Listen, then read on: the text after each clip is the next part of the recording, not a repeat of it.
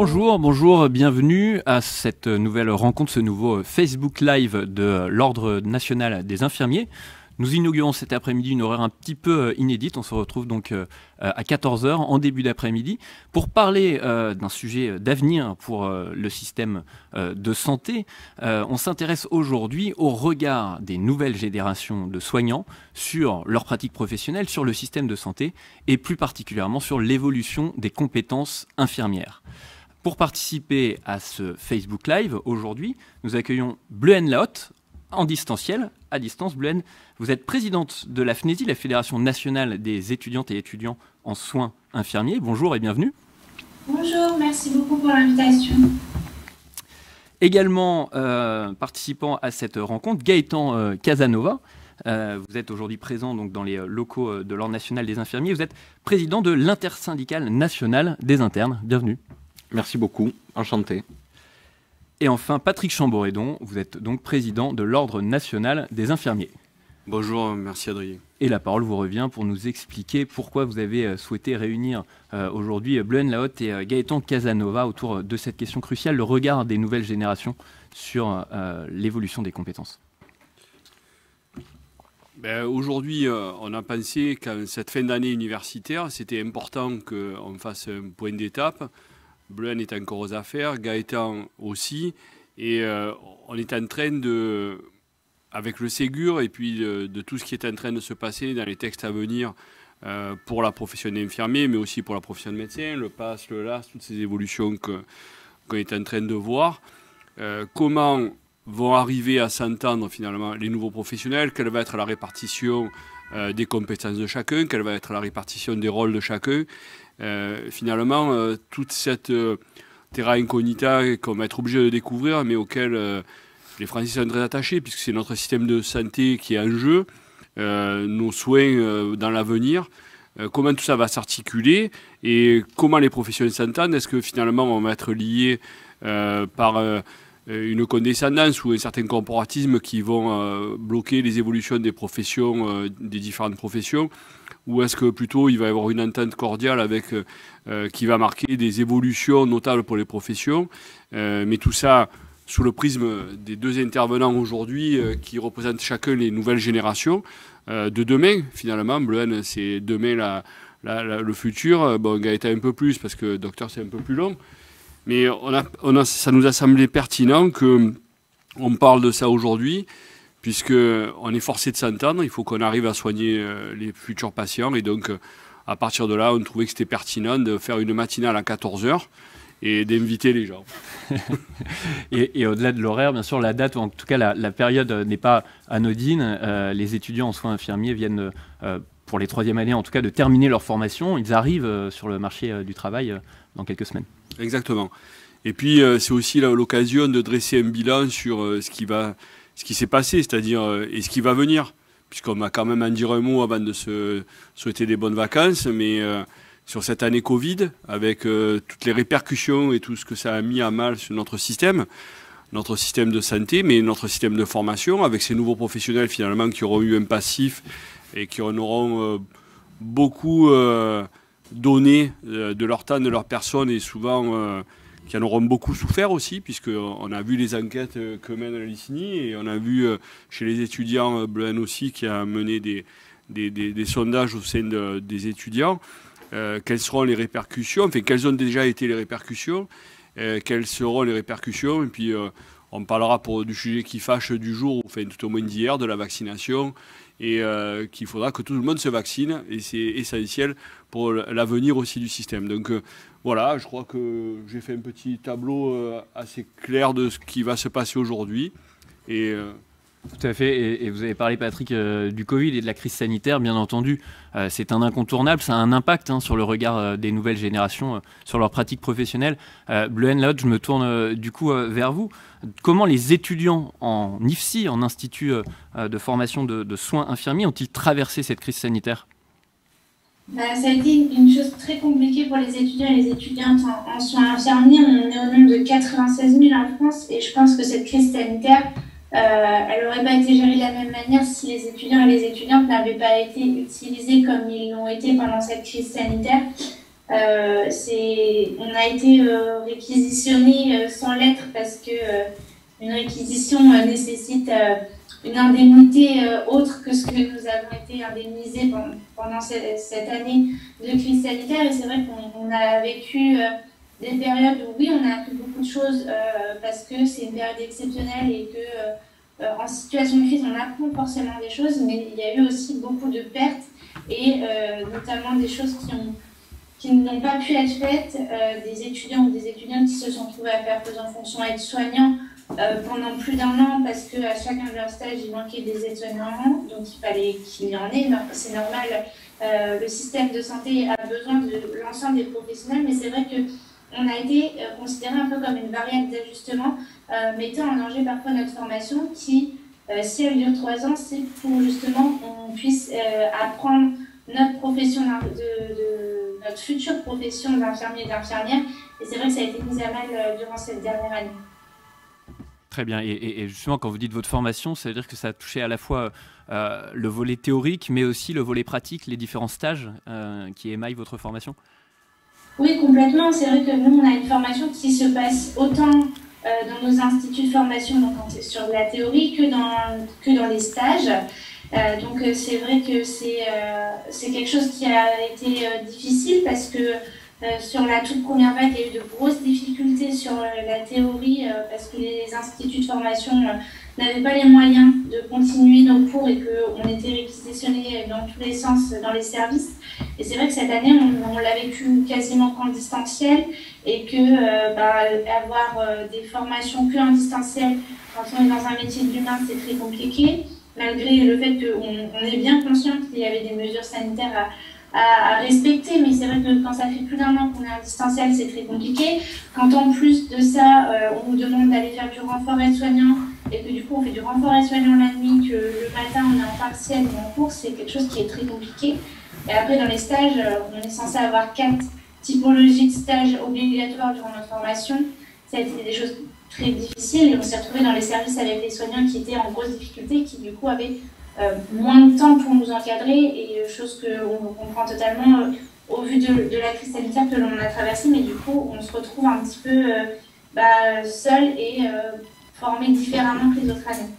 Ouais, donc une période de formation assez singulière. Alors on le sait, hein, il y a souvent et naturellement un décalage entre la perception d'une profession avant de l'exercer et une fois qu'on l'exerce. Mais est-ce que cette crise sanitaire a renforcé encore plus justement ce décalage? Quel impact en tout cas a la crise sanitaire sur la perception des nouvelles générations qui rentrent dans la profession infirmière?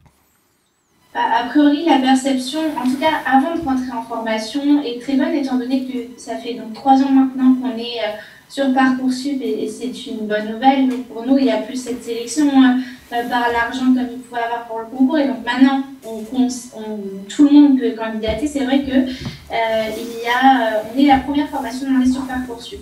Donc ça veut dire que cette formation donne envie, et je pense que c'est une bonne nouvelle. Ça veut dire que tout n'est pas perdu. Malheureusement, après, c'est vrai qu'on a beaucoup de difficultés avec des étudiants et des étudiantes qui arrêtent leur formation parce qu'il y a des grosses difficultés, notamment en stage. Et après, il y a aussi tous les étudiants qui vont jusqu'à la fin de leur formation, qui obtiennent le grade de licence et qui se réorientent. Et on a aussi les infirmiers et les infirmières qui exercent quelques années avant de se réorienter au bout de quelques années parce qu'ils veulent changer de métier. Et c'est vrai qu'il y a un décalage, il y a un peu un paradoxe entre l'image qui est présentée et ce dont on s'attend quand on postule sur Parcoursup avant de rentrer à la formation. Et il y a malheureusement de grosses déceptions quand on arrive en formation, mais tout n'est pas perdu et je suis sûre qu'il y a plein de belles choses à faire. Et Patrick Chamboredon sera là pour vous le confirmer, les leviers d'attractivité pour la profession infirmière. Mais juste avant, je voudrais justement qu'on se tourne, merci Bleuhen, vers Gaëtan Casanova. Je rappelle, hein, pour ceux qui nous rejoignent en cours de route, que vous êtes président de l'intersyndicale nationale des internes. Même question, comment la crise sanitaire, comment cette période si particulière a impacté le quotidien des internes en médecine? Eh bien, cette crise, en réalité, elle a eu des effets étonnants. C'est-à-dire que, évidemment, il y a une intensité de travail qui a augmenté. Pour beaucoup, en réalité, Ce qu'on imagine assez simplement, c'est que ceux qui ont eu une très grosse augmentation de l'activité, c'était les urgentistes, les médecins généralistes, les réanimateurs. Et de l'autre côté, on a eu toute une partie des spécialités, notamment les spécialités chirurgicales, qui se sont retrouvées assez démunies. Un chirurgien, tout le monde le sait, il a besoin d'être au bloc opératoire, il a besoin d'y être ad nauseam pendant des heures interminables, sinon il est malheureux. Et là, ça a été très particulier parce qu'évidemment, pour arriver à prendre en charge les patients, on est obligé de diminuer le nombre de chirurgies programmées et de diminuer l'activité pour pouvoir accueillir les patients. Ça a été très perturbant pour les internes en chirurgie. Ça leur a fait se poser des questions très importantes sur la formation.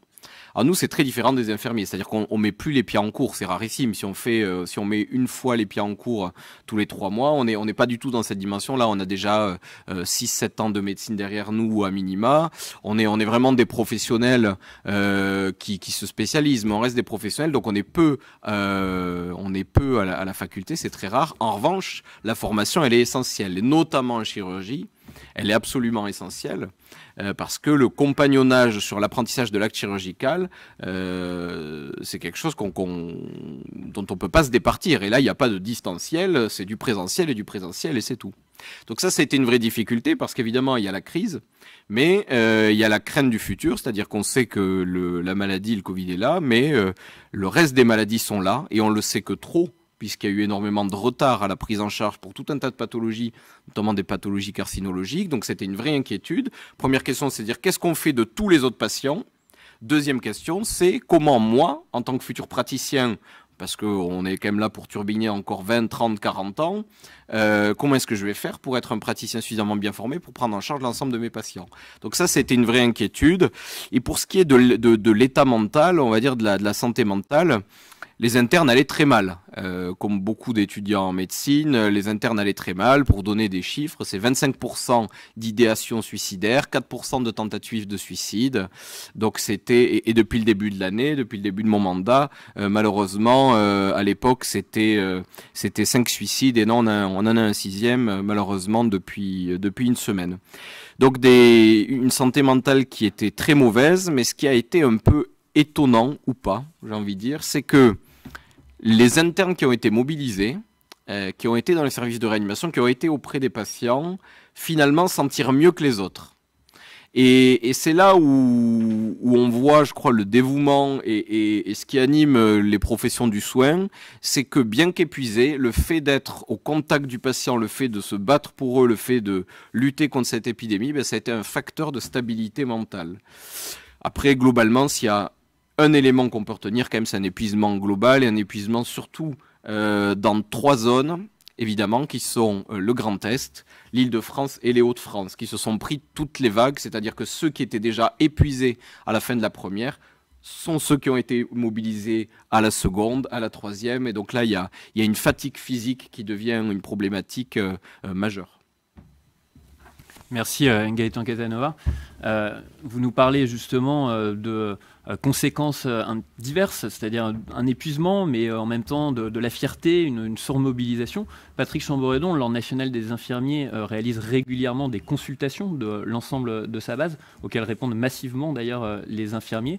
Vous aussi, vous retrouvez des sentiments partagés un petit peu entre épuisement et en même temps fierté d'exercer cette profession d'infirmière? Oui, de toute façon, d'abord, effectivement, il y aura, méthodologiquement, on use la base des infirmiers, on utilise la base et on a à peu près 60 à 70 000 réponses en 48 heures, donc on voit bien qu'il y a une forte appétence pour les infirmiers et je vois qu'il en va de même. Blaine a parlé de ce qu'elle réalisait elle, Gaëtan aussi, donc on voit bien que finalement les professionnels du soin prennent soin aussi d'eux par les réponses, puisqu'ils alertent, et finalement ils lèvent le masque et finalement n'hésitent pas à franchir la barrière, à se dire bon, on prend en charge des patients, mais aussi peut-être qu'il faut qu'on déclare ce qui se passe pour nous, pour qu'on soit aussi pris en charge et qu'on ait des institutions qui permettent de remonter les difficultés. Donc oui, effectivement, on mène régulièrement des consultations et régulièrement on a quelquefois des index qui sont communs à différentes phases et régulièrement, et on voit bien quand même qu'il y a des choses qui sont très marquantes. les infirmiers sont, je pense, très fiers. C'est le sentiment de Parcoursup de dire c'est une profession, on y accède, il y a une forte appétence pour y aller. Effectivement, les infirmiers sont vraiment là-dedans. Mais malgré tout, ils continuent à persister en disant que c'est quand même un métier assez ingrat, la flexibilité des horaires, le déclassement social parce qu'il manque quelqu'un et qu'il faut faire autre chose, que ce que les étudiants disent quelquefois, travailler un peu plus. Alors là, on est un peu dans le champ syndical quelquefois sur ces sujets-là, mais oui, l'ordre quand même relève un peu ces questionnements-là de façon à aussi les faire remonter, parce que quand je dis d'items itératifs, il y en a quand même un qui est le plus marquant de tous, c'est que les infirmiers nous disent, 4 sur 10 nous disent on ne sera plus dans 5 ans dans la profession, dans 10 ans. Donc on sait bien que là, c'est un effort de formation. Et là, on parle sur des infirmiers qui sont en poste. Donc ceux qui ont subi le Covid en étant professionnels, alors que là, on va avoir 25 000 ou 30 000 diplômés cette année. Je n'ai pas vu les chiffres encore à ce jour. Mais des étudiants qui vont devenir professionnels, qui vont rentrer avec un passif déjà, comme l'a décrit Gaëtan, tu es en formation, mais finalement, il faut travailler parce que nécessité fait loi. Du déclassement ou de la surqualification aussi, parce qu'il y en a qui ont agi en qualité d'infirmier, Belen l'a dit, et donc on est vraiment dans une prospective de quel va être le devenir de nos professions et comment ces professionnels-là vont arriver à s'entendre ensemble sur la répartition des tâches, parce que chacun a dépassé un peu ce qu'il devait faire finalement, et malgré tout des professionnels très attachés, très engagés dans leur profession. C'est un peu ça qu'on mesure tout le temps, et tout ça, ça veut dire aussi que les professionnels trouvent qu'ils ne sont pas reconnus pour ce qu'ils font. Les internes qui vont opérer peut-être quasiment libres parce qu'il faut quand même continuer malgré les déprogrammations qu'il y a eu. Il y a quand même eu tous ces problèmes-là, et malgré tout, la reconnaissance où on n'est que étudiant. Et ça, les infirmiers, des étudiants qui se retrouvent en qualité d'infirmiers dans des services, parce que les infirmiers sont en réa, parce qu'il fallait tenir les réas ouvertes. Donc voilà, on se demande comment on va arriver à la reconnaissance de la profession, de tout ce qu'elle a acquis pendant cette crise, et comment on va arriver à ça, et comment l'ordre peut porter cette attractivité-là au long cours. Parce que quand on a déjà un passif professionnel en rentrant dans la profession qui est déjà entamé, on va dire, et pour les infirmiers, malheureusement, on n'a pas d'enquête, on n'a pas de chiffres sur les idées suicidaires, mais quand tu dis 4 sur 10 disent qu'ils vont partir à 10 ans, c'est malgré tout, ça n'obère pas d'un avenir radieux. Et donc, on peut se poser cette question-là. Il faut absolument qu'on trouve des solutions pour la reconnaissance de tout ce qui a été fait, tout ce qui a été mené, et pour maintenir une attractivité, et que Parcoursup continue à être finalement le catalyseur de cette profession. Il démontre que la question du sens, du soin et de la relation à l'autre est essentielle dans nos métiers.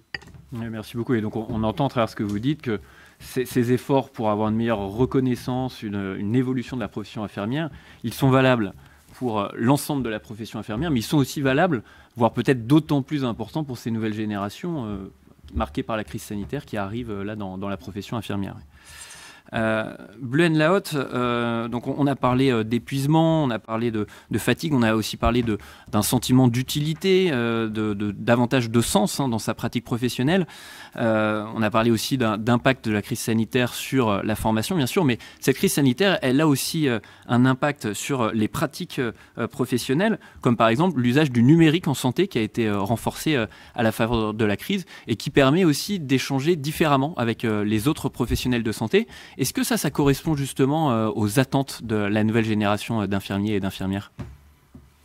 Alors oui, ça va correspondre à nos attentes dans le sens où je pense que le numérique est quelque chose de très positif, et cette crise sanitaire aura permis, je pense, d'accélérer un petit peu ce virage du numérique. Ça nous aura forcé à l'utiliser, et ça n'est pas plus mal parce que ça faisait quelques années qu'on en parlait, et là on s'est retrouvé un petit peu devant le fait accompli que si on voulait que ça continue à tourner, il fallait utiliser le numérique. Mais après, je pense aussi que cette crise sanitaire, ça a tellement été fort en tout que ça nous a aussi montré un peu les limites du numérique, et qu'il y a plein de choses qui sont bien et qui permettent d'avoir des informations au niveau de la coordination des soins, au niveau du dossier médical partagé, d'avoir davantage d'informations.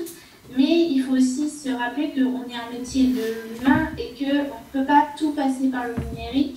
et que il faut aussi, le numérique a plein de choses positives, mais que c'est à trouver un juste milieu et qu'il faut savoir l'utiliser davantage, mais tout en maintenant ce lien humain que nous avons dans notre métier et qui pour beaucoup est l'une des raisons pour lesquelles on choisit de faire cette formation.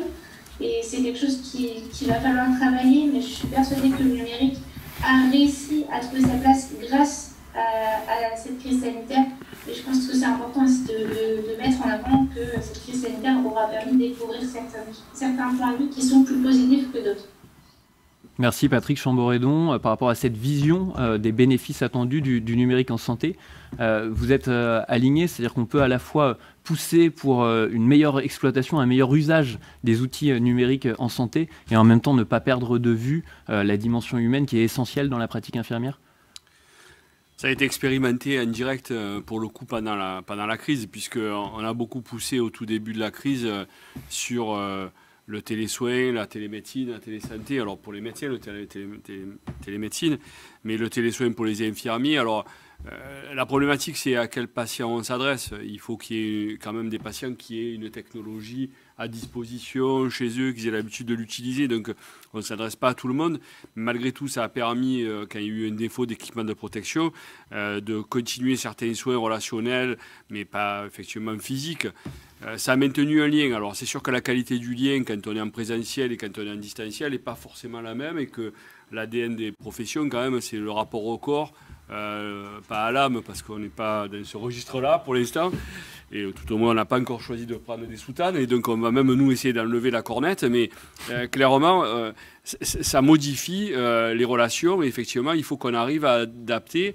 Mais la nature des patients qui sont pris en charge à domicile sont plutôt pas très technophiles, on va dire. Donc ça reste un écueil pour les infirmiers, même si nous, en tant qu'institution, on pousse pour que le RPPS, que les échanges sécurisés entre les professionnels se développent de plus en plus. Tout ça au bénéfice du patient, pour que les relations, finalement, les informations qui sont échangées entre les médecins, entre les infirmiers, bénéficient de la totalité de la sécurité, pour pas que des données de santé, et on sait que c'est un sujet sensible au vu des derniers échanges qu'il y a eu sur leur usage, continuent à être dans le meilleur respect du RGPD et de toutes les réglementations qu'on connaît.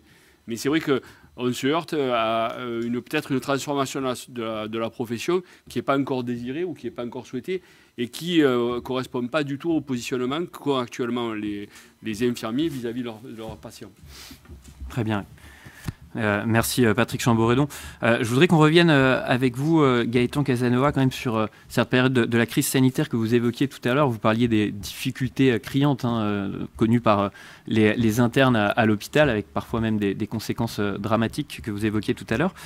Quel rôle peuvent avoir les réseaux étudiants comme celui que vous présidez pour apporter des propositions et accompagner l'évolution du système de santé vers du mieux ? Alors, les réseaux, que ce soit syndicats ou associations de spécialité, je crois qu'ils ne sont efficaces qu'à partir du moment où ils ont compris, ce que malheureusement les médecins nous avons assez peu compris, que le salut vient du décloisonnement. Le problème, c'est le jour où j'ai essayé de définir ce qu'était un médecin, j'ai dit le médecin, c'est celui qui explique au garagiste comment réparer une voiture. Et la première étape pour avancer, c'est de commencer à considérer que le médecin ne répare pas des voitures et qu'il n'est pas compétent en tout, et qu'on est en général beaucoup plus productif, intelligent et efficace lorsqu'on juxtapose des points de vue différents et qu'on essaie d'avoir, je veux dire, c'est toujours l'accumulation, l'adjacence de vision 2D qui finit par donner une vision 3D qui permet de voir un problème sous tous ses angles. Et nous, on est assez incapable de le faire. L'hôpital public est totalement incapable de le faire. La profession médicale le fait très difficilement. Et nous, notre rôle, c'est de décloisonner. Ça, c'est quelque chose que à l'ISNI, j'ai débuté. On est en train de créer un conseil des contributions, notamment en vue des présidentielles. Le principe, c'est quoi? C'est d'avoir des grandes problématiques de santé. Et à ces problématiques de santé, faire participer des médecins, évidemment, mais des infirmiers, des directeurs d'hôpitaux, des sociologues, des historiens, des juristes, etc., etc. Et le salut, moi, je pense qu'il vient évidemment de cela. C'est la première étape. Il ne peut pas y avoir de... Enfin, je veux dire, si l'idée, c'est de se dire qu'aujourd'hui, on va pouvoir changer notre système de santé, l'adapter à notre époque en continuant sur le modèle qu'on a eu précédemment, ben, je vous laisse voir les conséquences du modèle qu'on applique depuis des années. On a un hôpital public, et notamment des CHU qui sont moribonds, une fuite massive des internes en médecine, des jeunes médecins, on en a 23% qui considèrent que l'exercice hospitalier est attractif. Alors qu'ils connaissent rien d'ailleurs à l'exercice privé. En général, lorsqu'on part massivement d'un endroit et qu'on ne sait pas où on va, ben, ça s'appelle de la fuite. Donc là, il y a de la fuite. Et le seul moyen pour arriver à résoudre ces problèmes-là, c'est justement de décloisonner entre professions médicales. J'ai envie de dire même commencer à décloisonner entre médecins, ce qui est la première étape. Parce que quand on parle de transversalité, on dit qu'il faut que les médecins travaillent avec les paramédicaux. Mais première étape, il faut que les médecins arrivent à travailler avec les médecins. Ce qui est déjà pas gagné du tout. Donc décloisonner, ça va bien au-delà de la question de la santé, c'est aussi décloisonner avec les administratifs, les personnels techniques et au-delà de l'hôpital évidemment. Et c'est un gros travail. Donc nous, notre mission, elle est en partie celle-là, je crois. Vous êtes plutôt optimiste sur ce grand mouvement de décloisonnement que beaucoup de professionnels et d'observateurs appellent de leur vœu? Je crois que quand on n'est pas optimiste, on ne se fait pas élire à la présidence d'un syndicat. Donc je suis un optimiste un peu mélancolique, mais je désespère pas. C'est-à-dire qu'en fait, j'ai peur que ce soit un peu trop tard. Mais ma mère est sicilienne et mon père est corse et je suis taureau de signe astrologique. Donc j'ai tendance à taper ma tête très très fort jusqu'à ce que la porte finisse par céder. Donc je vais continuer à taper. Écoutez, merci pour cette réponse claire. En tout cas, on vous rejoint sur ces observations et la nécessité d'évolution du système de santé. Bleuhen-la-Haute, du côté de la FNESI, vous avez aussi des revendications, des propositions que vous portez, notamment pour l'amélioration des stages au cours que vous réalisez au cours de votre formation. Oui, en effet. Alors, l'une de nos grosses revendications de la FNESI, ça va être la mise en place d'une plateforme nationale d'évaluation des stages. Parce qu'on se rend compte qu'il y a beaucoup de problématiques en cours de stage et on sait également qu'il y a des difficultés pour trouver des terrains de stage. Donc l'idée n'est pas du tout d'aller fermer des terrains de stage, mais que pour éviter d'avoir les fameuses rumeurs qu'on a tous et toutes entendues de « oh là là, tu vas sur ce terrain de stage, ça va être atroce », et bien en fait, ce serait de mettre en place une évaluation, à la suite du stage, une évaluation systématique en restant sur des faits et que ce soit une évaluation complètement factuelle et que à la fin de cette évaluation, on puisse, donc que l'étudiant et l'étudiante puissent évaluer ce qui s'est passé sur le stage et que 1 à 2 fois par an, le service reçoive entre guillemets un compte rendu de ces évaluations et qu'ils puissent travailler sur des axes d'amélioration. Parce que je suis persuadée que si on pourra toujours dire oui, ce terrain de stage, il y a quelque chose qui ne va pas, mais si on n'arrive pas à identifier clairement ce qui s'y passe et qu'on ne peut pas dire clairement à l'équipe qu'il y a dans ce terrain de stage, c'est ça en particulier qu'il est à retravailler, ça ne changera jamais et ce terrain de stage restera un terrain très compliqué. Et je pense que mettre en place cette plateforme d'évaluation nationale des stages permettrait évidemment de travailler sur ces stages et sur l'accompagnement des étudiants et des étudiantes au cours de leur formation et pourrait du coup permettre une bien meilleure qualité de formation parce qu'on apprend tout au long de notre vie et si on ne fait jamais un retour sur la façon dont on pratique, on pourra évidemment pas s'améliorer. Donc ça c'est l'une de nos grosses revendications. Et la deuxième revendication que nous portons activement, c'est le rehaussement de nos indemnités de stage, qu'on soit aligné sur les indemnités des étudiants de l'université, car on tend à s'intégrer de plus en plus à l'université, mais c'est quelque chose qui est encore pas tout à fait, on n'est pas encore tout à fait intégré à l'université, et notamment si on avait des indemnités de stage qui s'aligner. Donc là, actuellement, on est indemnisé entre 1 € et 1,80 € de l'heure, quand à l'université, c'est plutôt 3,90 € de l'heure. Et c'est vrai que c'est quelque chose qui, l'argent ne fait pas tout, mais il contribue quand même beaucoup à l'attractivité. Et je pense que ne pas mettre les étudiants et étudiantes en soins infirmiers dès le début de la formation sur la touche et considérer que ce sont des étudiants juste normaux, des étudiants comme les autres, je suis persuadée que ça pourrait permettre de favoriser notre formation et la façon dont elle se passe. Et ce sont des étudiants comme les autres, et d'autant plus d'ailleurs à travers le processus d'universitarisation qui est désormais bien avancé. Patrick Chamboredon, on est là bien sûr pour parler de l'impact de la crise sur la perception de la profession infirmière, mais aussi, et voire surtout, sur l'évolution des compétences infirmières. Donc là, l'Ordre national des infirmiers est engagé dans un processus de refonte en profondeur du décret de compétences des infirmiers. Dans quelle mesure vous allez porter ce regard des nouvelles générations auprès de vos interlocuteurs? Est-ce que ça vous semble important, en tout cas, de faire comprendre à vos interlocuteurs, notamment du côté des pouvoirs publics, qu'il y a urgence pour répondre aux attentes de la profession infirmière, mais aussi des nouvelles générations?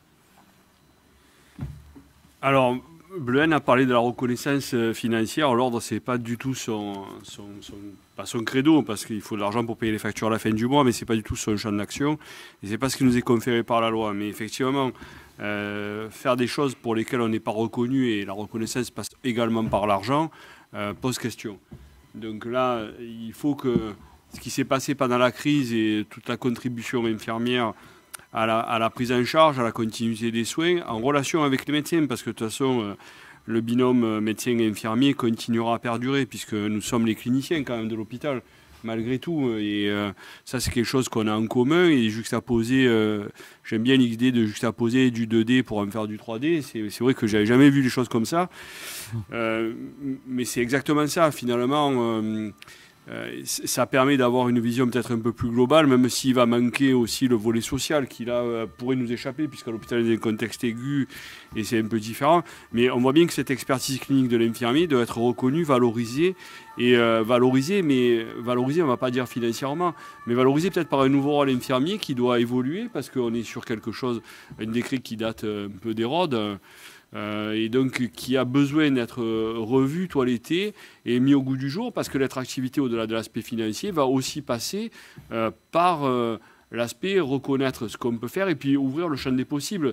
Donc il y a ces deux axes-là. Il y a à dire, bon, qu'ont fait les infirmiers pendant la crise, est-ce que ça peut être continué, est-ce que ça peut être dans la formation, dans un processus de formation universitaire, est-ce qu'on peut commencer à poser les briques de l'enseignement qui va être plus évolutif, moins cloisonné, pas limité par une liste d'actes? Est-ce que finalement le PASS, le LAS et tout ce qui est en train de changer chez les médecins pourrait ouvrir un sujet tabou, puisque le texte est parti, et on en a parlé largement, à la profession intermédiaire ou médicale intermédiaire? Est-ce que ça peut être une voie d'évolution pour les infirmiers? Est-ce que ça peut être un autre champ aussi? Mais en tout cas, la profession doit évoluer par le champ universitaire. Du moment que, Bleuhen l'a dit, on est sur une évolution qui est décrite dans la loi depuis 2009, les accords de Bologne. Et au-delà de ça, reconnaître ce qui a été fait et pouvoir promettre des pistes d'évolution dans l'avenir. Donc toutes ces choses-là arrivent pour qu'on conserve l'attractivité, parce que l'attractivité, on en a parlé tout à l'heure brièvement avec Gaëtan, c'est quelque chose aussi qui n'est pas, quand on voit la fuite à l'hôpital, on voit les offres d'emploi pour les infirmiers, il y a 35 000 postes disponibles actuellement. Il y a quand même un effet dont personne ne parle, mais on ne sait pas quelle sera la marge des infirmiers qui vont partir à la retraite rapidement. Mais par contre, on sait que la population vieillit, l'espérance de vie augmente. En 2040, il y aura le double des ayants droit en ALD qui seront là. Il y aura une explosion des maladies chroniques. Il y a la vieillesse, même en bonne santé, va continuer à multiplier les besoins. Et on est à un périmètre d'infirmiers de 700 000. Et si on diminue un peu la jauge, et on est en train de réussir ça à l'ordre avec le RPPS, l'adresse nous dit 1 million d'infirmiers à 2040. On est loin du compte. Si on en sort 25 000 par an jusqu'en 2040, ça veut dire qu'aucun de ceux qui sont en âge de partir à la retraite pourront le faire. Donc, une forte inquiétude pour l'attractivité qui ne passe pas que par l'aspect financier des choses. Entendu, vraiment un enjeu crucial autour de de l'attractivité. Gaëtan Casanova, tout à l'heure, je vous demandais si vous étiez optimiste vis-à-vis du décloisonnement, de l'évolution du système de santé. Vous, les internes, avez traversé cette crise sanitaire, on l'a dit, avec un certain nombre de difficultés dans les services, mais aussi parfois plus de flexibilité, et notamment vous avez vu les infirmiers prendre de nouvelles responsabilités, interagir un peu différemment avec vous, avec les autres médecins. Est-ce que ça, justement, c'est peut-être un levier de changement pour l'avenir? Alors oui, c'est un levier de changement, mais c'est un poncif de dire ça, que la crise a été un révélateur de ce qui était préexistant. Mais il ne faut pas imaginer une seule seconde, ce serait une erreur, que les infirmiers sont montés en compétence d'une façon flash pendant la crise. C'est-à-dire que bien avant la crise, les infirmiers et les infirmières réalisaient déjà des actes extrêmement techniques. Moi, je suis anesthésiste réanimateur et je peux vous dire que, et d'ailleurs, je trouvais scandaleux que le métier d'infirmier de réanimation, d'infirmière de réanimation ne soit pas valorisé, parce que je peux vous dire que quand on arrive dans un service de réanimation, on comprend la très haute technicité que ça demande. Et une des meilleures preuves de cela, c'est que quand vous êtes jeune interne, qui va vous apprendre le b.a.-ba de votre réanimation? C'est un infirmier ou une infirmière. Et pareil au bloc opératoire. Alors là, il y a une revalorisation, parce qu'on a les IAD, donc il y a un statut. Mais de la même façon, au début, on voit bien qu'il n'y a pas une imperméabilité totale, et c'est bien logique. Ce qu'il faut, je crois, c'est important que les médecins, comme les infirmiers et les infirmières, le comprennent. Les infirmiers ont tendance à penser que les médecins, ont tendance à penser que les infirmiers et les infirmières sont des sous-médecins, et les infirmiers et les infirmières parfois se sentent pousser des ailes de super médecins. En réalité, c'est ni l'un ni l'autre, c'est deux métiers différents, tout simplement. La première étape, c'est de comprendre que c'est des métiers différents, avec des compétences différentes, des qualifications différentes. C'est absolument essentiel. Tant qu'il y aura cette espèce d'idée de linéarité en disant toi tu as fait 3 ans d'études, moi j'en ai fait 10, qui est une bêtise absolue, c'est ne pas comprendre ce qui fait l'essence de notre travail, qui est différent, tout simplement. Donc ça pour moi c'est vraiment la première étape de compréhension. Donc tous ces éléments, toutes ces compétences que les infirmiers avaient déjà, elles se sont révélées de façon encore plus aiguë pendant la crise. Moi il y a un mot sur lequel j'aimerais venir. Vous savez, on parlait beaucoup de délégation de compétences. J'y suis assez peu favorable à ce mot, parce que la délégation de compétences, alors là c'est l'ancien juriste qui parle, mais lorsqu'on délègue, c'est-à-dire que la délégation c'est un mandat, et le mandataire c'est une personne qui exerce un pouvoir au nom et pour la personne, pour le mandant. Donc elle se met à sa place. En réalité, moi, je ne pense pas qu'il faille raisonner comme ça. Je ne pense pas qu'il faille déléguer des pouvoirs aux infirmiers et aux infirmières. Je pense qu'il y a des champs de compétences que les infirmiers et les infirmières ont qu'il faut valider, tout simplement. Il n'y a pas de raison que ce soit le médecin qui donne et éventuellement qui reprenne. Parce que là aussi, ça crée un semblant de hiérarchisation qui n'a pas de sens. Moi, je crois qu'il faut se poser les questions de façon extrêmement simple. C'est de regarder, est-ce que les personnes ont les compétences ou pas pour réaliser tel ou tel type d'acte? Si c'est le cas, évidemment, elles peuvent le faire ou ils peuvent le faire. Si ça n'est pas le cas, il ne faut pas le faire. C'est aussi simple que ça. Malheureusement, ce débat, disons-le très clairement, il est parasité par tout un tas de considérations qui sont à la fois des considérations corporatistes, à la fois des considérations d'orgueil qui n'ont rien à voir avec la question de la bonne prise en charge des patients. Et ça, on le voit à l'hôpital. Il y a des hérésies totales, je terminerai sur cet exemple-là, mais qui montrent que le chemin est encore très très long. Ça m'est arrivé de tomber dans des réanimations où il y avait 2 visites. C'est-à-dire la visite médicale et la visite paramédicale. Je peux vous dire que lorsque vous rentrez dans une réanimation comme ça, lorsque vous poussez la porte et que vous voyez qu'il y a deux visites indépendantes, vous savez que en fait, c'est la face émergée de l'iceberg. Mais je ne vous dis pas la tranche de l'iceberg en dessous. En général, c'est catastrophique. Ça montre, alors d'une part, ça montre une absence totale de management et ça montre une incompréhension totale de ce qui fait la qualité de la prise en charge d'un patient. Et la réalité, c'est quoi? C'est qu'après, on court pour essayer de chercher l'infirmière en disant « mais qu'est-ce que tu as fait ?» Il y a une absence totale de communication. La conséquence on pourrait dire c'est juste une perte de temps. Non, c'est pas une perte de temps, c'est aussi une perte de chance pour le patient. Et les erreurs de management à l'hôpital, elles tuent d'une façon plus ou moins importante. Parfois, ça crée des comorbidités, parfois ça tue littéralement. Donc voilà, je crois que la première chose à faire, c'est de faire dégonfler notre melon, de passer l'encadrement des portes, pour dire les choses très clairement. Ça, c'est pour les médecins. Pour les infirmiers, c'est de ne pas être en compétition avec les médecins. À ce jeu-là, on est beaucoup plus bête que vous et on va gagner. C'est que chacun sache quelles sont ses compétences, quelle est sa place, et qu'on travaille vraiment ensemble dans un esprit de complémentarité. Le cœur du sujet, réellement, il est là.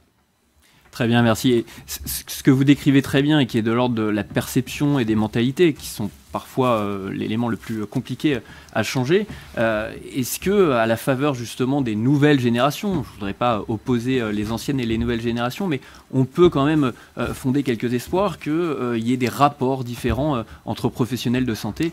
Et cette question, je vous l'adresse, mais je l'adresse également à Patrick Chamboredon. Est-ce que voilà, le système de santé, par un mouvement un petit peu naturel aussi de renouvellement, va pouvoir évoluer vers plus de coordination et plus de travail collectif entre professionnels? Je vais répondre très, très simplement. Il devrait le faire, mais c'est là où on voit que l'écartèlement du système est de plus en plus fort.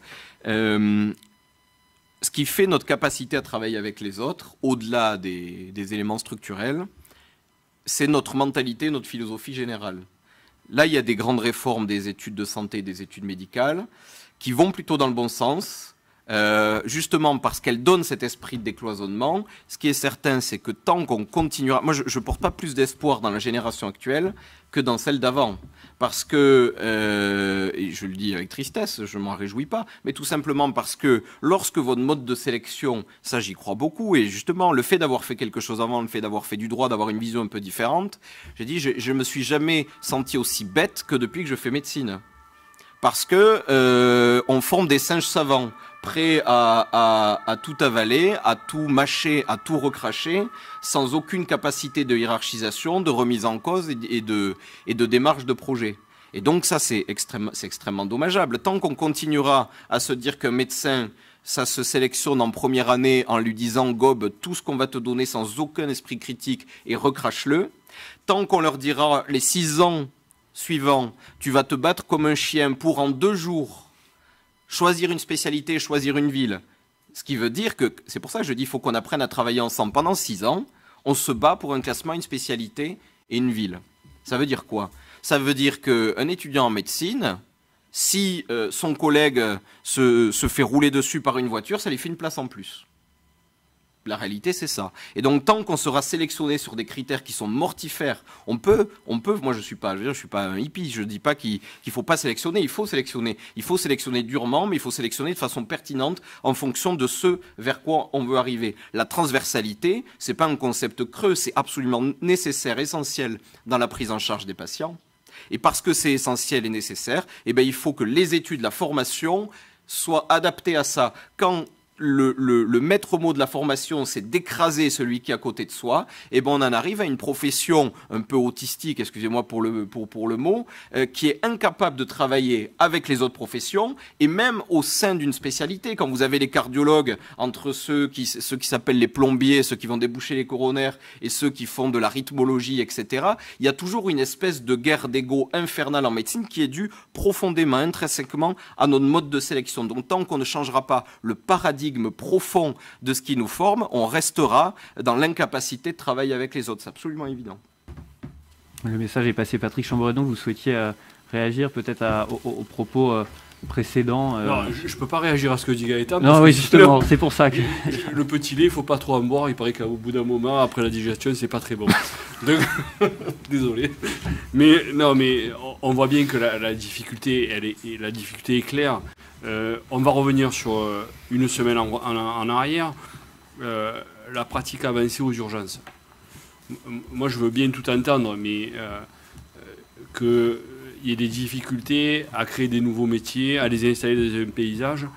Mais le constat, il a été fait par des tiers, c'est-à-dire la Cour des comptes, qui dit le constat, c'est que On n'a pas besoin d'un médecin en première ligne aux urgences.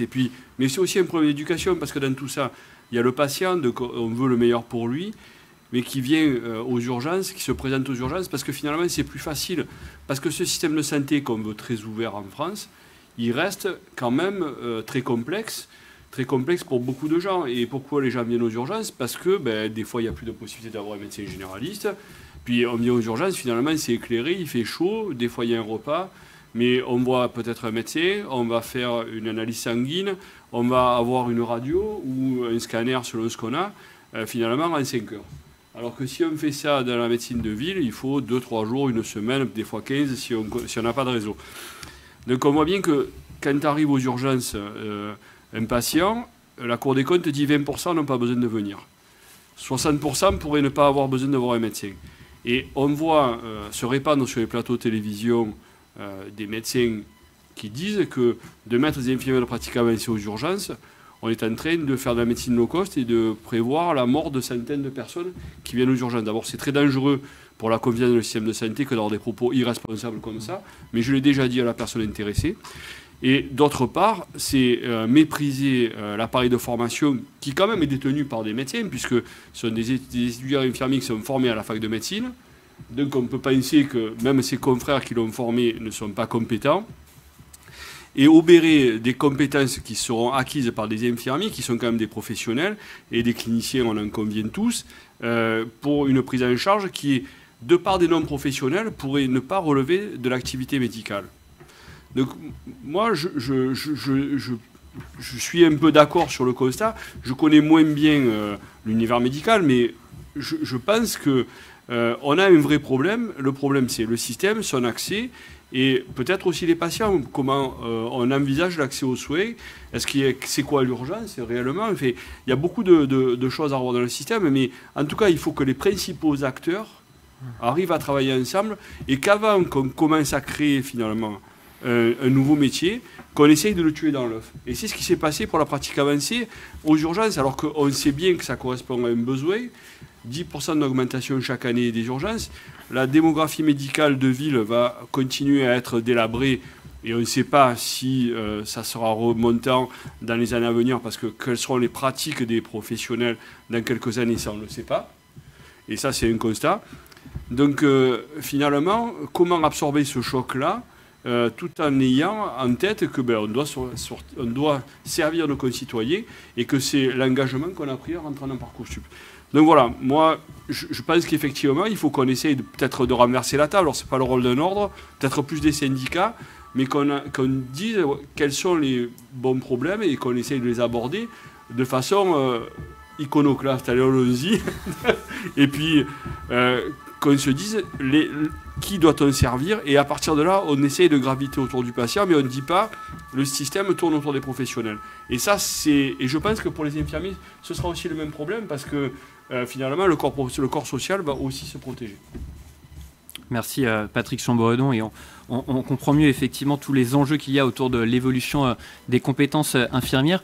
Je voudrais désormais que justement on aborde quelques-unes des dimensions, des sujets sur lesquels cette évolution des compétences infirmières permettrait d'avancer. Et Bleu Lot, du coup je me tourne vers vous. Il y a un sujet qui est très important pour les infirmiers de manière générale, mais peut-être encore plus particulièrement pour les nouvelles générations, c'est le volet prévention. Le fait que les infirmiers ont ces savoirs cliniques qui permettent d'appréhender un patient dans sa globalité. Est-ce que tout cela, la médecine, la santé, enfin, tout ce qui relève de la prévention, ça répond aux attentes des nouvelles générations? Je pense que ça répond aux attentes des nouvelles générations, et si on veut que le système de santé français arrive à se maintenir, je pense qu'il va falloir qu'on fasse un virage, et un gros virage vers tout ce qui est la santé préventive, parce que on le voit bien, encore cette crise sanitaire, parce qu'elle nous a quand même mis beaucoup de choses en avant. En fait, des fois prévenir, réussir à travailler en amont de la maladie, ça va pouvoir éviter beaucoup de choses, beaucoup de dégâts auprès du corps humain des patients. Et c'est vrai que ça pourrait éviter l'engorgement des hôpitaux, et que la prévention a toute sa place. D'autant plus que c'est quelque chose qui peut se faire avec l'ensemble des métiers de la santé et notamment les infirmiers et les infirmières. On travaille de plus en plus vers on a un rôle de prévention. Il y a le service sanitaire qui a été mis en place depuis 2018, mais il faut savoir que ce service sanitaire nous permet de travailler encore plus en interprofessionnalité et ça c'est vraiment formidable parce que chacun et chacune, peu importe le métier qu'on fera dans le domaine de la santé, on a tous et toutes des compétences qui sont complémentaires les unes des autres et je pense que c'est quelque chose de très important de travailler ensemble et d'apprendre à travailler ensemble dès nos études. Mais la formation en soins infirmiers, telle qu'elle est construite, on a des actions... On sait mener des actions de santé publique, de santé préventive, on a des compétences pour le faire et je pense que c'est très important de le faire valoir et de le mettre en avant parce que il y a énormément de choses qui pourraient être évitées et je suis sûre et certaine que les infirmiers et les infirmières ont toute leur place dans la prévention et qu'il faut arrêter de se cantonner un infirmier, une infirmière, c'est quelqu'un qui travaille à l'hôpital. Alors oui, c'est quelqu'un qui travaille à l'hôpital, mais il y a la prévention, c'est un métier, c'est un merveilleux métier dans lequel on peut faire tellement de choses, on peut poursuivre nos études, on peut se spécialiser, on peut continuer nos études en faisant de la pratique avancée, mais il y a aussi plein de choses que l'on peut faire avec notre diplôme d'état infirmière et notre grade de licence, et c'est quelque chose de très important à mettre en avant. Et c'est bien l'objectif de l'évolution des compétences, c'est de faire évoluer l'ensemble de la profession, le métier socle, comme on dit. On a parlé de la prévention, on pourrait aussi parler de la prescription. Patrick Chamboredon, l'Ordre national des infirmiers s'est mobilisé pour obtenir la prescription du vaccin contre le Covid-19, mais plus largement, cette prescription infirmière, est-ce qu'elle pourrait être étendue à d'autres vaccins, voire même à d'autres sujets? Non, mais là, la prescription, c'est tout ce qui est prévention... Est-ce qu'il faut avoir fait 10 ans d'études pour faire de la prévention? C'est un vrai sujet. Pour faire de la recherche à la santé publique, effectivement, c'est les médecins qui sont en tête de la discipline et je pense que c'est bien comme ça. Est-ce qu'il faut mettre 10 ans d'études en regard de santé, alors en France c'est un gros mot, mais communautaire, ou de santé de proximité, ou finalement de maison de santé, comme c'est un peu le modèle en Espagne, en Catalogne, où on a une maison de santé au centre du village, où les gens peuvent venir pour exposer leurs problèmes et être pris en charge. Mais en tout cas, le système de santé tel qu'il est actuellement, avec le taux de PIB qui est donné en France pour le système, à moins d'arriver aux chiffres des États-Unis, il faut absolument qu'on inverse la tendance, il faut absolument qu'on aille sur plus de prévention, sur moins de maladies. Et puis de toute façon, les patients, ils veulent ça aussi. Il y a une réalité. C'est que plus on vivra vieux en bonne santé, moins on aura de recours au système et moins ça coûtera aux futures générations parce qu'ils paieront nos retraites, puisque je suis le plus âgé ici. Ils paieront aussi nos soins de santé et ils y participeront en tant que main-d'œuvre active pour nous maintenir en santé. Donc, je pense qu'il faut absolument être dans plus de prévention. C'est l'envie et c'est le besoin de tous les mandants du système. Et je pense qu'il faut absolument qu'on aille vers des choses qui sont plus simples. Concernant plus précisément la question de la vaccination, je vais rappeler, mais je le fais régulièrement quand on fait des matinales sur la vaccination, qu'il n'y a pas de diagnostic. Nous sommes sur des recommandations internationales, voire nationales, qui permettent de dire que telle population cible doit être vaccinée et doit absolument l'être. Je ne parle pas là pour l'instant de la Covid, on en reparlera en fin de matinale, mais doit être vaccinée, donc on doit absolument faire ça. Les chiffres qui sont donnés par la CNAM sur les retards de vaccination pendant la crise Covid sont phénoménaux. Et on a été quand même les Français les meilleurs du monde en amenant en Amérique du Sud, l'été dernier, en ramenant la rougeole en Amérique du Sud, une maladie qui se soigne par un vaccin, finalement, qui a été éradiquée en Europe, mais on a été les champions du monde, puisqu'on a ramené... il ne faut pas que je reste à côté de toi, parce que je dis des méchancetés.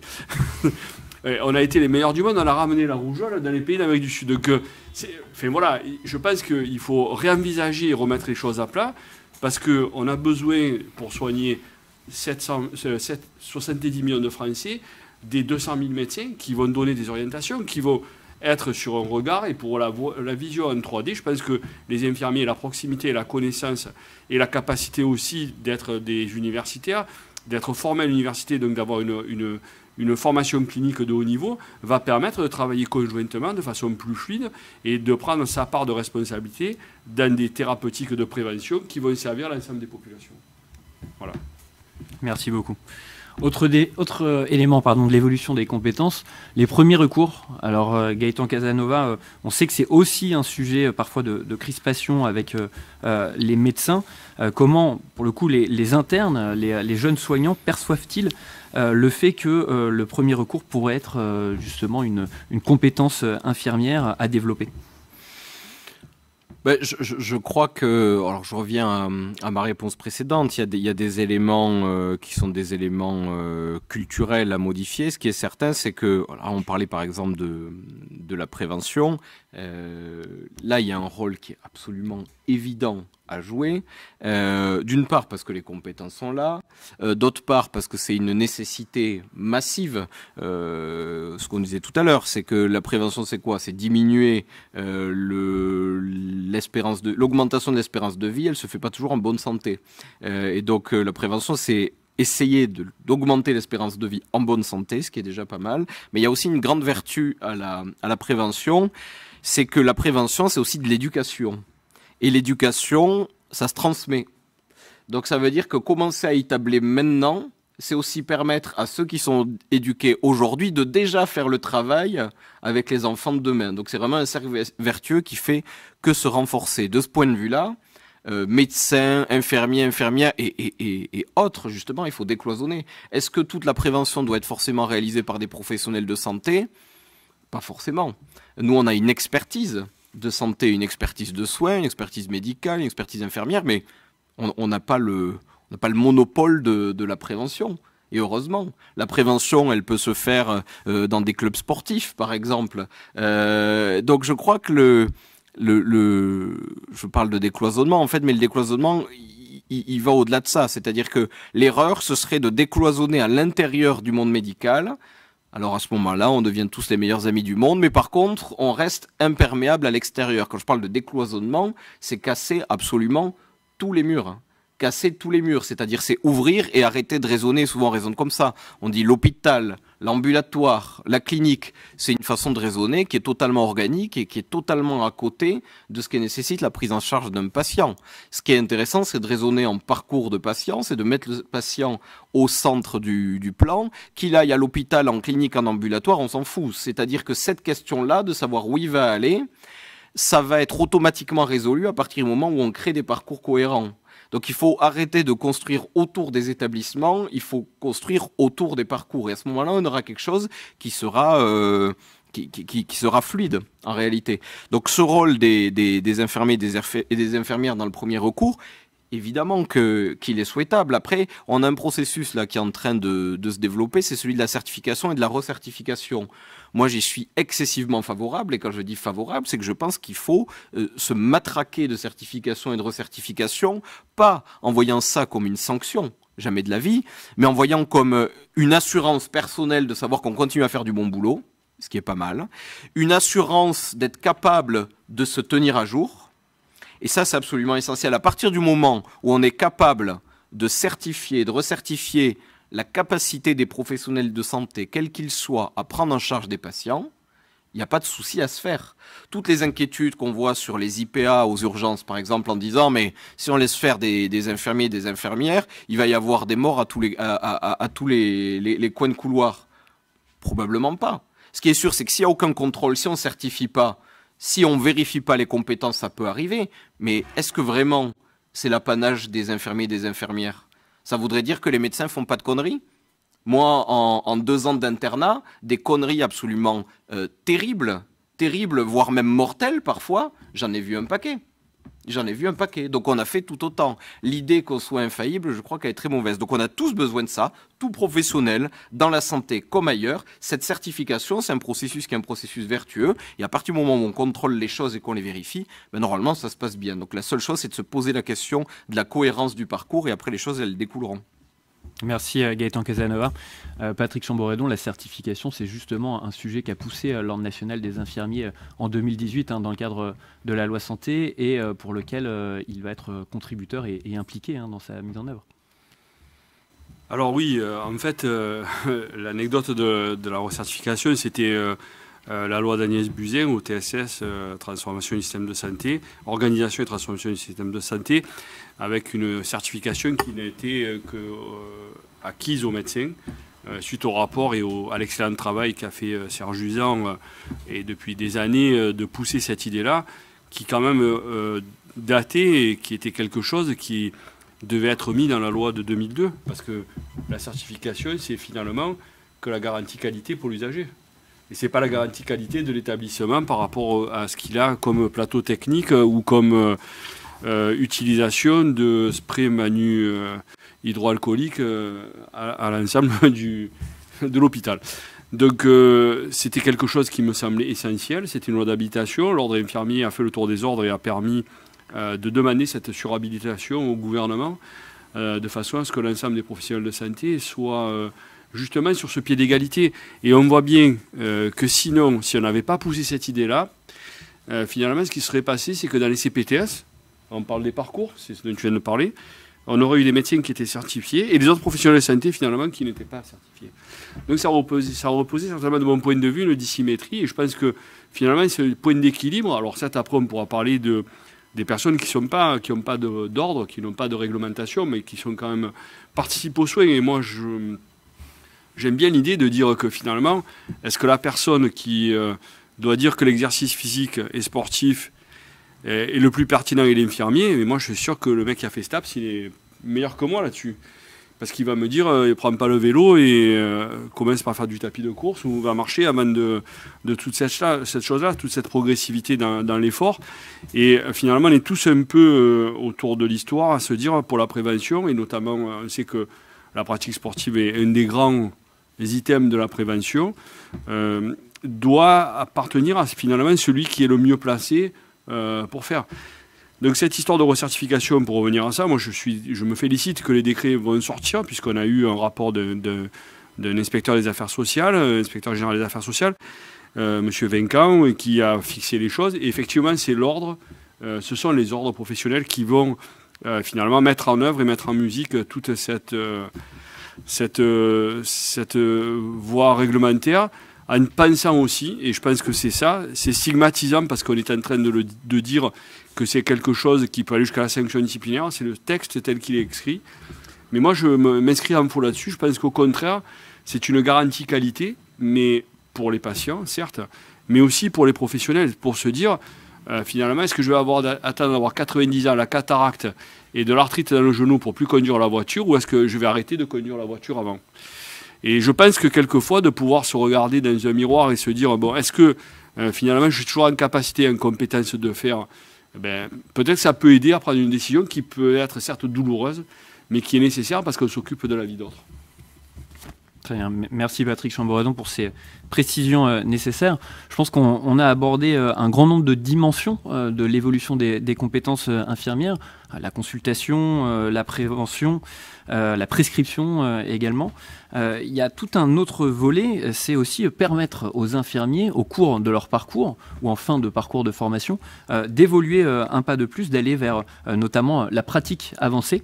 Bleu Laot, si mes informations sont bonnes, vous vous apprêtez justement à rejoindre une formation d'infirmier en pratique avancée à Marseille justement. Est-ce que ces nouvelles possibilités de formation offertes aux infirmiers constituent un facteur d'attractivité?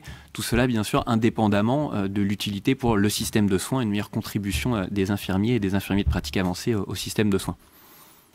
Alors oui, évidemment, le fait qu'on puisse poursuivre de plus en plus nos études et que infirmiers, oui, il faut qu'il y ait des infirmiers et des infirmières diplômés d'État et que ces personnes-là exercent en tant que telles.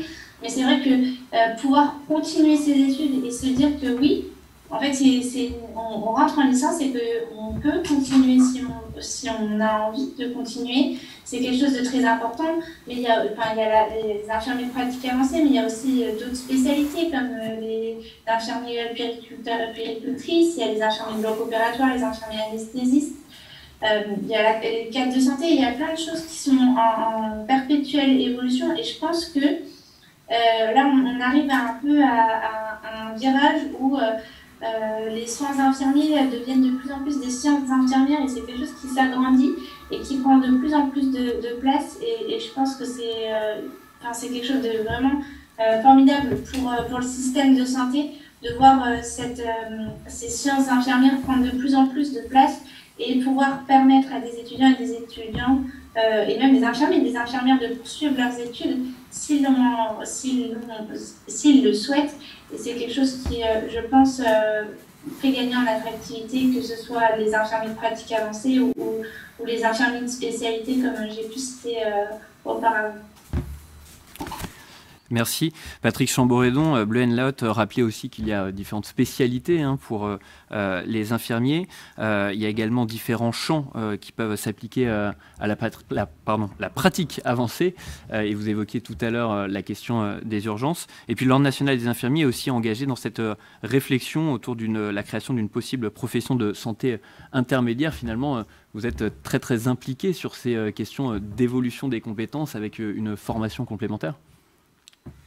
Oui, alors bon, c'est pas parce que j'ai l'accent marseillais que je connaissais Bleu auparavant et c'est pas pour ça qu'elle va aller à Marseille en formation. Mais ça, c'est le détail de l'histoire. Mais c'est vrai que cette profession intermédiaire, elle a été écrite par un professeur marseillais aussi, Yvon Berland, et que c'était le rapport Canet-Hénard Berland et c'était aussi dans la complexité de la sémantique à la fois administrative mais médicale, de dire les délégations de compétences et des nouveaux métiers et tout ça. Donc oui, effectivement, c'est pour le coup, c'était quelque chose qu'Olivier Véran nous avait confié, mais finalement le sujet étant explosif puisque le texte de loi a été complètement remanié à l'Assemblée nationale, on va avoir des contributions à faire auprès de l'Inspection générale des affaires sociales sur ce que pourrait être ou ce que n'est pas en tout cas une profession intermédiaire. Donc là, je n'en dirai pas plus puisqu'on n'est encore en processus d'écriture. Enfin, on n'a pas encore commencé à vrai dire, mais on doit rendre ça avant bientôt. Donc ça va être un vrai sujet dans pas longtemps pour le rendre quand il faudra. Et là, ce que vous dites... Je viens de pas de répondre, mais bon, c'est quelque chose de vraiment qu'il faut absolument qu'on travaille. Et avec les nouvelles générations, d'entendre aujourd'hui que finalement, les deux générations sont aussi plutôt d'accord pour qu'on puisse évoluer, ça donne des fruits. Et puis c'est universitaire. Encore une fois, le Pass LAS crée des filières qui sont, je le rappelle, même si mes enfants sont jeunes, c'est ce qui est voulu aussi par l'éducation nationale au plus bas niveau dès la seconde, où on est sur une coloration, il n'y a plus le bac ABCD, on est sur une coloration et sur une orientation dans des grands systèmes, que ce soit maths, il n'y a plus maths, économie, machin, c'est des colorations de formation. Pour revenir juste d'un mot sur la pratique avancée et ce qu'a évoqué un peu Bleu, c'est on a besoin de maintenir aussi les professionnels au vu des échéances de prise en charge et des échéances démographiques qui nous attendent, les professionnels en santé, de leur offrir un horizon et une attractivité. Je pense que c'est essentiel. Donc c'est important de leur offrir un horizon, de pouvoir dire on va continuer universitaire, machin. Et c'est aussi important de se dire que les compétences qu'on aura acquis dans un service d'urgence ou n'importe où, on peut les réinvestir par ailleurs. Parce que ça donnera aussi peut-être une idée d'une vision en 4D à seul, bon, alors, je ne sais pas schizophrène, mais qui pourrait être aussi confronté à d'autres. Et c'est très intéressant pour l'avenir des professions, mais surtout du système.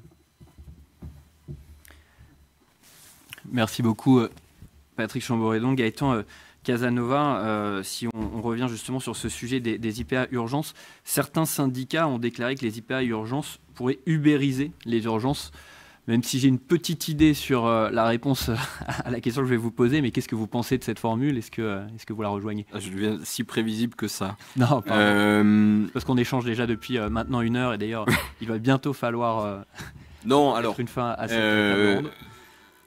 Ce que je pense très sincèrement par rapport à ça, c'est que quand on augmente les compétences d'une profession, qu'on crée une nouvelle profession, il faut se demander pourquoi on le fait. Et là, je crois que c'est pour une bonne raison, en tout cas pour les IPA urgences. C'est-à-dire que notamment la profession intermédiaire, c'est très flou.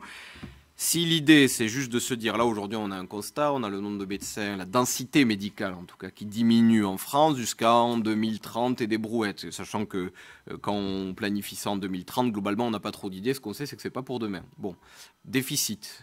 Solution, c'est d'augmenter le temps médical. Ça, c'est la solution intelligente, mais ça demande beaucoup d'investissement, à tout point de vue. pas que financiers, intellectuels, etc. Sinon, on crée des professions et on se dit on va essayer de boucher les trous comme ça, ce qui n'est pas toujours une bonne idée. Pour l'instant, les limites sont si floues que j'ai du mal à imaginer, à comprendre réellement, hein, je le dis, c'est pas un effet rhétorique, c'est exactement ce qui va être réalisé. Pour les IPA urgences, c'est pas le cas. Il y a vraiment, je crois, une vraie place des IPA urgences dans les services d'urgence. Maintenant, la seule question qu'on doit se poser, je ne pense pas que ça soit ubérisé. Ubérisé, ça voudrait dire quoi? Ça voudrait dire qu'on a une mission qui doit être accomplie par un médecin qui n'est pas accomplie par un médecin. C'est ça. C'est-à-dire, on fait faire des choses par des sous-médecins. Si on revient à ce que je dis depuis le début de mes interventions, je dis un infirmier et un médecin, ça n'est pas le même métier. Si on demande à des infirmiers de faire le travail d'un médecin, oui, c'est dangereux. Mais ce n'est pas l'idée. Je ne pense pas que ce soit l'idée. De là, par contre, je sais que nous, on a, médecins, sur le plan culturel, on a une espèce de hantise de laisser sortir des patients sans qu'ils aient été vus par un médecin en disant ça va mal se passer. Je vais vous dire un truc. Si vraiment on est inquiet de ça, vous avez peut-être vu passer un courrier du syndicat de Paris sur les urgences de Kremlin-Bicêtre. Aux urgences de Kremlin-Bicêtre, parfois on retrouve des patients morts, assis sur des fauteuils, où on a des externes qui se retrouvent à faire le travail d'interne et des internes qui commencent à faire sortir les patients sans aucun contrôle. Donc très franchement, que les médecins expliquent qu'ils sont excessivement inquiets pour la prise en charge des patients aux urgences, ça me fait rigoler quand on voit la catastrophe que peuvent être un certain nombre de services d'urgence, notamment la PHP. Donc la réalité, la seule question à se poser, c'est est-ce que les missions qui ont été données aux IPA urgences sont des missions de médecins? Si c'est le cas, évidemment, c'est une erreur. Si ça n'est pas le cas, parce qu'il y a un vrai besoin en santé et qu'il y avait un trou, il faut les leur donner. Et le seul moyen, le meilleur moyen, en tout cas, de s'assurer que les patients soient bien pris en charge, ben, c'est le processus qualité, la certification, la recertification, et ensuite on avance progressivement. Mais enfin, je dois dire que je ne suis pas particulièrement inquiet. Après, encore une fois, vous savez, c'est un outil. Et un marteau aussi, c'est un outil. Alors, il y a deux façons d'utiliser un marteau. Soit c'est pour planter des clous, soit c'est pour fracasser le crâne au voisin. Donc, ça dépend comment on l'utilise. Mais c'est un outil qui, en soi, a sa place. Donc, voyons comment il va être utilisé avant de le jeter au feu, tout simplement. Enfin, c'est un avis très personnel. Merci Gaëtan Casanova, très clair. On pourrait encore débattre longtemps sur ces questions d'évolution des compétences infirmières et d'évolution du système de santé. Malheureusement, on nous fait signe qu'on a déjà largement dépassé le temps imparti. Je vous propose donc de conclure cette table ronde de l'Ordre national des infirmiers. Je me tourne vers vous, Bleu Laut. On a beaucoup parlé de la perception des jeunes soignants sur l'évolution des compétences. Si on essaye de résumer tout cela, ou plutôt de transformer cela en vœu, quel serait votre vœu le plus cher pour l'évolution des compétences infirmières dans les prochaines années?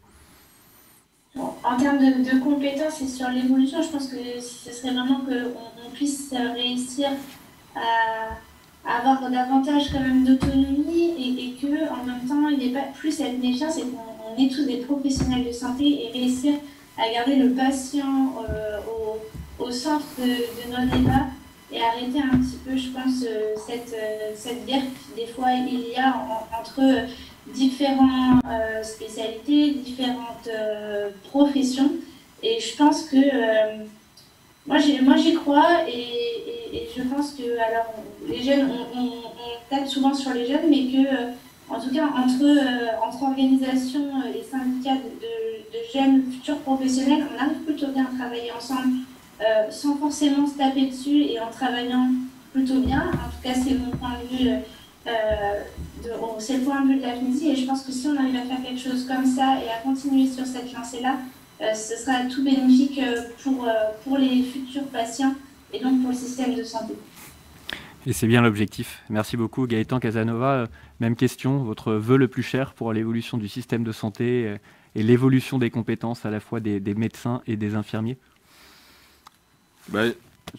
Ça va devenir un slogan, mais vraiment c'est le décloisonnement. C'est vraiment qu'on change de paradigme intellectuellement, qu'on change notre façon de l'envisager profondément, parce que les enjeux sont très différents de ceux qu'on a pu connaître. La structuration de la société est différente. Et imaginer qu'on est capable de répondre aux problématiques d'aujourd'hui avec les solutions d'hier, c'est de la folie furieuse. Donc vraiment, c'est ça. C'est nous ouvrir la tête. Et pour les médecins, si j'avais un souhait à faire, c'est nous diluer, nous.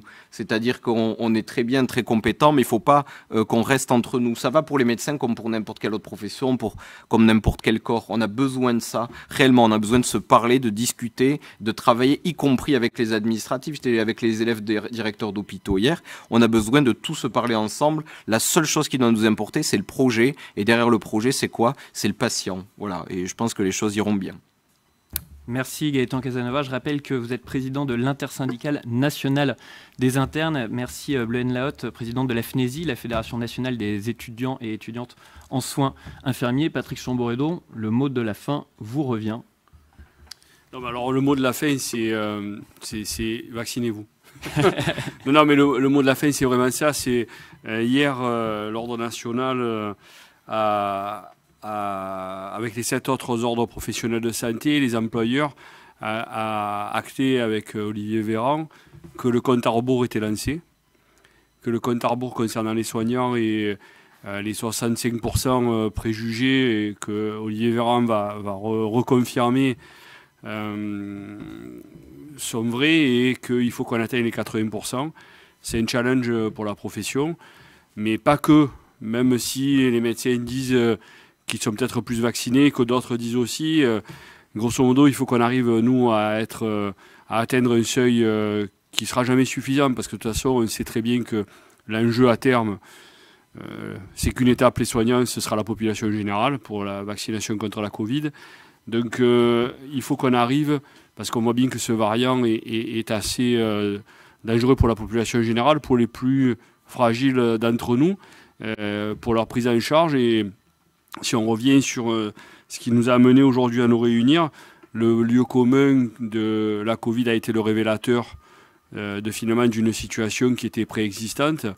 Oui, il a mis un focus particulier, il a aussi délabré les futurs professionnels, et qu'ils soient étudiants, qu'ils soient apprentis, qu'ils soient internes. Finalement, si on avait eu ce vaccin en début de crise, peut-être que ça aurait été très différent, et qu'on aurait eu des solutions qui ne nous auraient pas permis de rester enfermés pendant des jours et puis rentrer dans nos fringues, qu'on aurait peut-être eu des relations plus apaisées avec nos voisins, et que finalement la vie aurait été plus simple et plus douce. Donc le mot, c'est vraiment vers les infirmiers, vers les professionnels de santé, pour éviter cette 4e vague, ou tout au moins pour que le système tienne, parce qu'il y a aussi cet enjeu-là, pour que les gens qui en ont quand même besoin puissent trouver des soignants à l'hôpital, qu'on se vaccine et qu'on soit tous finalement porteurs de cette immunité dont on a tous besoin pour pouvoir partir en vacances tranquilles et revenir à la rentrée bronzés et dépaysés. Voilà, ce sera mon mot de la fin, et le mot de la fin pour les matinales pour cette saison aussi. Merci à tous de nous avoir suivis durant toute cette saison, et à bientôt au mois de septembre. Donc. Allez, prenons le pari.